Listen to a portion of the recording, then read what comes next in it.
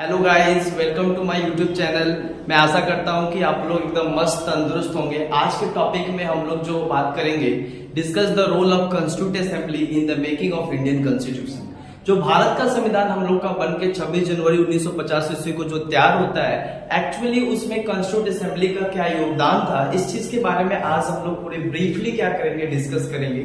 ये हम लोग का सेकेंड सेमेस्टर पॉलिटिकल साइंस का मॉड्यूल 1 का ये दूसरा जो टॉपिक है हम लोग यहाँ पे डिस्कस कर रहे हैं। तो यहाँ पे जो जैसे हम लोग बताए, discuss the role of constituent assembly in the making of Indian constitution. So सबसे पहले हम लोग ये बात करेंगे कि जो कॉन्स्टिट्यूंट असेंबली है वो क्या है। देखिए, जो कॉन्स्टिट्यूंट असेंबली है बेसिकली क्या होता है कि एक ऑर्गेनाइजेशन, एक बॉडी है जो भारत के संविधान बनाने के लिए बनाया गया था, राइट। बट इसका आइडिया कैसे आता है? The idea of constituent assembly was come from the British colony. British time पे क्या होता है, ब्रिटिश पीरियड में सबसे पहले इसका आइडिया, सबसे पहले कॉन्स्टिट्यूंट असेंबली का जो आइडिया आता है 1934 में क्या होता है कि हमारे देश में एम एन रॉय बेसिकली एम.एन. Roy was the pioneer of communist movement in India, जिन्होंने first time demanded the constituent assembly to frame the Indian constitution of India. Bharat के संविधान को बनाने के लिए उन्होंने सबसे पहले एक स्वतंत्र संविधान सभा बनाने का उन्होंने मांग रखा। साथ ही साथ इनके बाद क्या होता है कि INC, इंडियन नेशनल कांग्रेस 1935 ईस्वी में क्या करता है कि ऑफिशियली इस बात का डिमांड करता है कि भारत अब पूर्ण तरीके से स्वतंत्र है, क्योंकि 1931 26 जनवरी 1931 को हम लोग क्या करते हैं, पूर्ण स्वराज डे मनाते हैं और वहां पे हम अपने आप को रिपब्लिक डे मनाते हैं और अपने आप को स्वतंत्र कर लेते हैं। और उसी टाइम से क्या होता है कि भारत में सभी लोगों का डिमांड हो रहा था कि अब भारत को आजाद कर दिया जाए तथा आजाद भारत के लिए एक संविधान बनाया जाएगा जो एक कॉन्स्टिट्यूंट असेंबली के द्वारा बनाया जाएगा। तो 1935 में क्या होता है कि इंडियन नेशनल कांग्रेस औपचारिक तरीके से क्या करता है कि ब्रिटिश गवर्नमेंट से ये डिमांड करता है कि भारत के संविधान बनाने के लिए कॉन्स्टिट्यूंट असेंबली का निर्माण किया जाए। ठीक उसके बाद क्या होता है कि पंडित नेहरू भी 1935 में क्या करते हैं, आकर क्या करते हैं, ब्रिटिश गवर्नमेंट को एक लेटर लिखते हैं और उसमें वो बताते हैं कि स्वतंत्र भारत का एक स्वतंत्र संविधान सभा का जल्द से जल्द निर्माण किया जाए। इसके बाद क्या होता है कि ब्रिटिश गवर्नमेंट बहुत सारा प्रपोजल, बहुत सारा कमिटी, कमीशन क्या करता है, भारत में आता है। जैसे पहला एक कमिटी जो आता है 1940 में एक प्रपोजल आता है जिसको कहते हैं हम लोग अगस्त प्रपोजल। सो अगस्त प्रपोजल जो है, लॉर्ड लिनलिथ को उस समय के वायसराय थे जो इस प्रपोजल को लेकर आए थे। ये प्रपोजल 8 अगस्त 1940 ईस्वी को आता है, इसीलिए इस प्रपोजल को अगस्त प्रपोजल के नाम से भी जाना जाता है। ये प्रपोजल जो आता है ये बताता है कि भारत में कॉन्स्टिट्यूंट असेंबली का निर्माण तो किया जाएगा, लेकिन 2 कॉन्स्टिट्यूंट असेंबली का निर्माण किया जाएगा। इसके बाद क्या होता है कि जैसे ये 2 कॉन्स्टिट्यूंट असेंबली का बात आता है, भारत में जितने भी पॉलिटिकल पार्टी है, खासकर इंडियन नेशनल कांग्रेस और जितने भी उस समय राष्ट्रवादी जो नेता थे, उन लोगों ने इसका विरोध किया, ये कहकर कि ये भारत में बंटवारा, भारत को बांटने का काम कर रहा है, ये बांटने का प्रस्ताव है, तथा इसको क्या किया गया, अगस्त प्रपोजल को रिजेक्ट कर दिया गया। ठीक इसके 2 साल बाद क्या होता है कि एक नया प्रपोजल आता है जिसको बोलते हैं क्रिप्स प्रपोजल। 1942 में क्या होता है कि क्रिप्स प्रपोजल आता है। Sir Stafford Cripps was the chairman of this commission, और वो क्या होता है, भारत में आते हैं और ये कमीशन बताता है कि भारतीयों के संविधान बनाने के लिए एक संवैधानिक सभा का निर्माण किया जाएगा, लेकिन एक शर्त है कि अभी इस ब्रिटिश गवर्नमेंट क्या है कि सेकेंड वर्ल्ड वॉर में इन्वॉल्व है। तो द्वितीय विश्व युद्ध के बाद जब ब्रिटिश गवर्नमेंट क्या करेगा, युद्ध जीत लेगा, तो उस समय क्या होगा, भारत के लिए एक संविधान सभा का निर्माण कर दिया जाएगा। लेकिन इसके लिए भारत को ब्रिटिश सरकार का इस युद्ध में क्या करना पड़ेगा, सहयोग करना पड़ेगा। बट गांधी, इस बार उनका कहना था गांधी का कि किसी भी तरीके से ब्रिटिश गवर्नमेंट को हम लोग को सपोर्ट नहीं करना है, क्योंकि ये शैतान है, ये धोखेबाज है, ये गद्दार है, क्योंकि ये फर्स्ट वर्ल्ड वॉर के टाइम पे भी ये कहते कि हम लोग का सहयोग कर दो और हम लोग तुमको स्वतंत्रता दे देंगे। लेकिन बाद में फिर जालियांवाला बाग हत्याकांड, इतने सारे लोग हमारे मारे गए, तो गांधी को पता था कि भाई अब किसी भी तरीके से पूर्ण आजादी हमको चाहिए और हमको किसी भी तरीके से कोई कंडीशन, कोई सेटलमेंट, कोई एग्रीमेंट पे मेरे को क्या है, अब हम लोग को नहीं मानना है। तो 1942 में स्टैफर्ड क्रिप्स प्रपोजल आता है, इसको भी क्या होता है कि रिजेक्ट कर दिया जाता है। गांधी तथा अन्य नेताओं ने भी क्या करता है, इसको रिजेक्ट कर देता है। ठीक इसके बाद क्या होता है कि 1946 24 मार्च 1946 को क्या होता है कि एक और प्रपोजल आता है। इसके बीच ही क्या होता है कि दुनिया में 1945, 1939 से 1945 तक सेकेंड वर्ल्ड वॉर चल रहा होता है, जहां क्या होता है कि 1945 में ब्रिटिश गवर्नमेंट जो है, ब्रिटेन में क्या होता है कि एक इलेक्शन होता है, जिस इलेक्शन में क्या होता है कि विंस्टन चर्चिल जो कंजर्वेटिव पार्टी से थे वो इस इलेक्शन में हार जाते हैं और एक लेबर पार्टी का नया प्रधानमंत्री बनता है जिसका नाम है क्लेमेंट एटली। उसका कहना था कि अब भारत पे पुलिस और सैनिक के द्वारा शासन करना संभव नहीं है, क्योंकि अब भारतीयों के अंदर राष्ट्रवाद की भावना आ गया है। अब भारत क्या है, पूरी तरीके से सामर्थ्य है, भारत को स्वतंत्रता हम लोग को जल्द से जल्द देना चाहिए। इसके लिए क्या करता है कि वो अपने कैबिनेट के 3 व्यक्ति, एक व्यक्ति का नाम था सर स्टैफोर्ड क्रिप्स, दूसरे का नाम था लॉर्ड पैथिक लॉरेंस, तीसरे का नाम था एवी अलेक्जेंडर। ये 3 व्यक्ति को क्या होता है, 3 व्यक्ति को मिलाकर एक कमीशन बनाता है, जिस कमीशन का नाम होता है कैबिनेट मिशन, राइट। यही कैबिनेट मिशन क्या होता है कि 24 मार्च 1946 को भारत में आता है और भारत में वो बात करता है कि अब स्वतंत्र भारत का संविधान बनाने के लिए एक स्वतंत्र संविधान सभा का निर्माण किया जाएगा। ये स्वतंत्र संविधान सभा का निर्माण कैसे किया जाएगा, तो इस प्रपोजल में बताया गया था कि ये जो संविधान सभा का जो निर्माण किया जाएगा, इसमें टोटल जो इसका सीट होगा, टोटल जो कॉन्स्टिट्यूट असेंबली का जो सीट होगा वो होगा 389। अब 389 सीट पे क्या होगा कि पूरे भारत में इलेक्शन होगा। जो इलेक्शन होगा वो यूनिवर्सल एडल्ट फ्रेंचाइज सिस्टम के बेसिस पे होगा, राइट। जहां पे क्या होगा कि जिसके पास प्रॉपर्टी होल्डर होंगे या 10% लोग जो प्रॉपर्टी होल्डर हैं, प्लस जो उस समय के 21 साल की उम्र के लोग थे, उनको वोट देने का अधिकार दिया गया। साथ ही साथ एक जो कॉन्स्टिट्यूट असेंबली का मेंबर होता है, एक जो सीट होगा कॉन्स्टिट्यूट असेंबली का, वो 10 लाख कम्युनिटी मतलब 10 लाख लोगों पर एक सीट दिया जाएगा। इस तरीके से क्या होता है कि पूरे कॉन्स्टिट्यूट असेंबली का चुनाव भारत में 1946 जुलाई के महीनों में ये करवाया गया। टोटल इलेक्शन जो करवाया गया, सबसे पहले आईएनसी इंडियन नेशनल कांग्रेस उस समय के सबसे बड़ा पॉलिटिकल पार्टी था, जो क्या है कि ये टोटल जो इंडियन नेशनल कांग्रेस, मुस्लिम लीग और भी कुछ निर्दलीय दल क्या कर रहे थे, उस समय इसको प्रोविनेंस कहा जाता था। उस समय 11 प्रोविनेंस था। टोटल भारत में कितने प्रोविनेंस थे? 11 प्रोविनेंस थे। और 11 प्रोविनेंस में टोटल मेंबर कितने थे? 296। 11 प्रोविनेंस से 296 सीट्स रिजर्व किया गया कि ये जो 11 प्रोविनेंस है, जो 11 प्रांतीय जो देश है, वहां से 296 कैंडिडेट क्या करेंगे? इलेक्शन लड़ेंगे। साथ ही साथ क्या था कि उस समय भारत में प्रिंसली स्टेट था। प्रिंसली स्टेट कहने का मतलब होता है जहां पे ब्रिटिश गवर्नमेंट का कोई अधिकार नहीं था, वहां के राजा ही उस क्षेत्र पे क्या करते थे? शासन करते थे, तो उसको कहा जाता था प्रिंसली स्टेट। जैसे गुजरात था, जैसे जूनागढ़ था, जैसे जम्मू कश्मीर था, जैसे हैदराबाद था। तो इस तरीके से टोटल प्रिंसली स्टेट उस समय थे भारत में 93। ये लोग को भी कहा गया कि आप क्या करेंगे, राजा किसी भी व्यक्ति को चुनकर क्या कर सकता है? कॉन्स्टिट्यूट असेंबली में भेज सकता है। तो इससे हम लोग ये कह सकते हैं कि टोटल जो सीट 296 एंड 93, टोटल यहाँ सीट हो गया 389।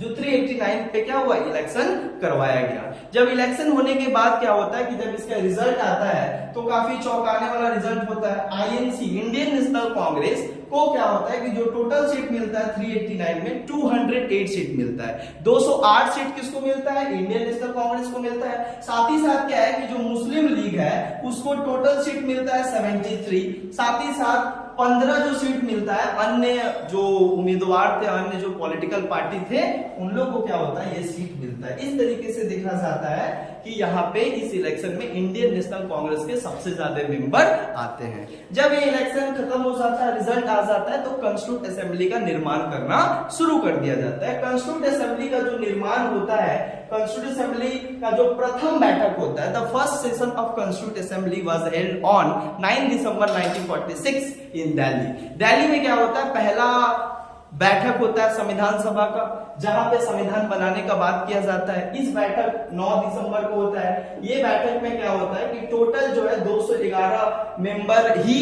प्रेजेंट रहते हैं, क्योंकि जो 93 प्रिंसली स्टेट थे, इसमें वो बोले बॉयकॉट कर दिए, वो बोले हम इसका पार्ट नहीं है, हम भारत से अलग रहना चाहते हैं, कि इंडिपेंडेंट देश बनकर रहना चाहते थे, और वो लोग संवैधानिक सभा में भाग नहीं लिया। साथ ही साथ जो 73 मेंबर मुस्लिम लीग के पार्टी से जीत कर आए थे, उन लोगों ने भी जब इस बैठक में आया तो उन लोगों ने देखा कि सबसे ज्यादा यहाँ नेशनल कांग्रेस का क्या है उम्मीदवार ज्यादा है। इससे उन लोगों को ये डर होने लगा कि भाई भारत में जो संविधान बनेगा ये ज्यादातर उसमें हिंदुओं के राइट्स का बात किया जाएगा, हिंदुओं के लिए सब चीज होगा, मुसलमानों को उतना ज्यादा इसमें लाभ या प्रॉफिट या उतना ज्यादा अधिकार उनको नहीं मिलेगा। इसके लिए लोग ने इस प्रथम बैठक को ही क्या किया, बॉयकॉट कर दिया और डिमांड करने लगा कि हमको एक सेपरेट कॉन्स्टिट्यूंट असेंबली बनना चाहिए, क्योंकि ये कांग्रेस यानी हिंदुओं का क्या है, संवैधानिक सभा है, ये मुसलमानों के हित के लिए नहीं सोचेगा। इस तरीके से क्या होता है कि टोटल 211 मेंबर इसमें होते हैं। इस बैठक को संचालित करने के लिए, इस बैठक को प्रेसाइड करने के लिए जो first non elected and temporary president बनाया जाता है कॉन्स्टिट्यूंट असेंबली को, इस सभा को संचालित और प्रेसाइड और अध्यक्षता करने के लिए, वो उस समय के 211 मेंबर में से ही एक व्यक्ति को क्या किया जाता है, नॉमिनेट कर दिया जाता है कि आज के लिए आप क्या करेंगे, संवैधानिक सभा की अध्यक्षता करेंगे। तो उसमें सबसे एक्सपीरियंस पर्सन कौन थे, doctor Sachchidanand Sinha was appointed as the temporary president of the constituent assembly. सो उसके बाद क्या होता है कि 9 दिसंबर के बाद 11 दिसंबर को दूसरा बैठक होता है। दूसरा बैठक जब होता है तो इस बैठक में क्या होता है कि जो नॉन टेम्पररी और जो टेम्पररी प्रेसिडेंट थे कॉन्स्टिट्यूंट असेंबली को, उसमें परमानेंट प्रेसिडेंट बना दिया गया कॉन्स्टिट्यूंट असेंबली का, इलेक्शन करवाया गया, सारे संवैधानिक सभा के सदस्यों में इलेक्शन करवाया गया कि कौन संवैधानिक सभा का प्रेसिडेंट बनेगा और कौन जब तक संविधान ना बन जाए तब तक इस पूरे मीटिंग को प्रेसाइड करेगा। तो इसके लिए इलेक्शन होता है और इलेक्शन में डॉक्टर राजेंद्र प्रसाद इलेक्शन में सबसे ज्यादा उनका वोट आता है और वो बन जाते हैं प्रेसिडेंट ऑफ कॉन्स्टिट्यूंट असेंबली। इस तरीके से क्या होता है कि 11 दिसंबर के बाद 13 दिसंबर 1946 तीसरा जो बैठक होता है 13 दिसंबर 1946 ईस्वी को होता है। इस बैठक काफी इंपॉर्टेंट और हिस्टोरिकल बैठक था, जिसमें पंडित नेहरू क्या करते हैं, introduced a objective resolution in the constituent assembly.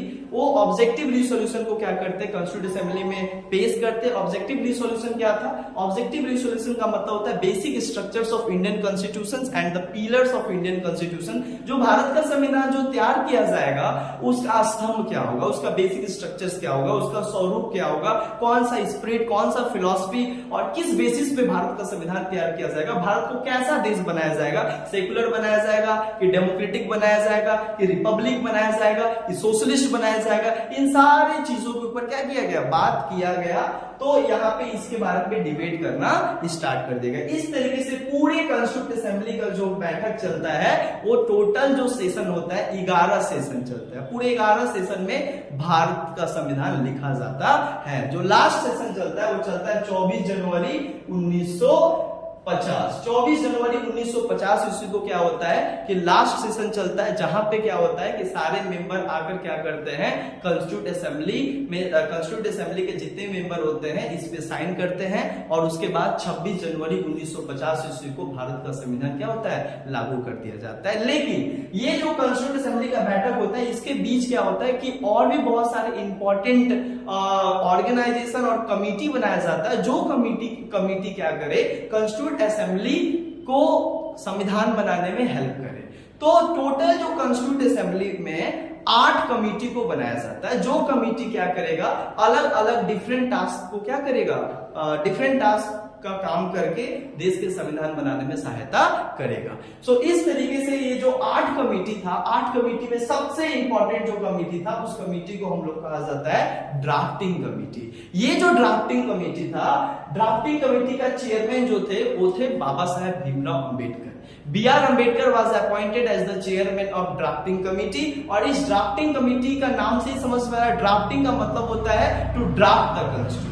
इसका मतलब होता है संविधान बनाना और संविधान लिखने का जो रिस्पॉन्सिबिलिटी और जिम्मेवारी दिया गया वो दिया गया ड्राफ्टिंग कमेटी। और ड्राफ्टिंग कमेटी के उस समय के चेयरमैन बनाया गया था बाबा साहेब भीमराव अंबेडकर। इस कमेटी में 7 मेंबर थे। 7 मेंबर में जिसमें K Munshi, TT Krishnamachari, right, sir Alladi Krishnaswami Ayyangar और भी बहुत सारे मेंबर को लेकर क्या किया गया, ये पूरे मेंबर का काम था भारत के संविधान को भारत के संविधान को तैयार किया गया।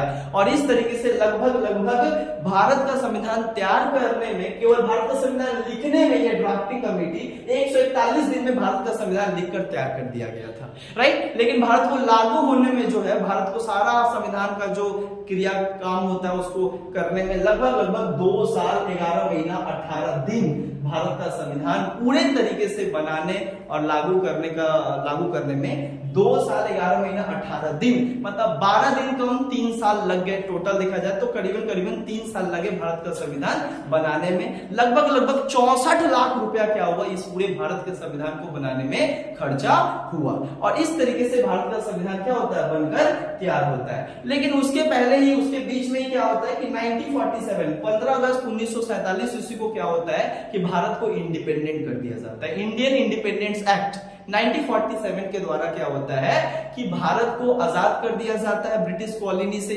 राइट। और 14 अगस्त को पाकिस्तान को आजाद किया जाता है और 15 अगस्त को भारत को आजाद किया जाता है। इस तरीके से मोहम्मद अली जिन्ना का जो 2 नेशन थ्योरी था, उसके कारण ही क्या होता है कि भारत को 2 अलग अलग डोमिनियन स्टेटस में बांट दिया जाता है। एक को कहा जाता है Pakistan for the Muslim and एक को कहा जाता है इंडिया या Hindustan for the Hindus and all the communities, सभी कम्युनिटीज के लिए बनाया गया। इस तरीके से क्या हुआ कि जब भारत का संविधान लिखा गया तो भारत का संविधान एक्चुअली बनकर तैयार हो गया था 26 नवंबर 1949। 26 नवंबर 1949 ईस्वी को क्या हुआ कि भारत का संविधान बनकर तैयार हो गया था। लेकिन बनकर 26 नवंबर 1949 को तैयार हो जाने के बाद भारत का संविधान 26 जनवरी 1950 को क्यों लागू किया गया? क्योंकि इसका हिस्टोरिकल क्या था, एक कारण था। क्योंकि हम लोग 26 जनवरी 1931 ईस्वी में क्या किए थे, ऑलरेडी पूर्ण स्वराज डे हम लोग सेलिब्रेटेड कर चुके थे। दैट मींस हम लोग रिपब्लिक डे ऑलरेडी मना चुके थे।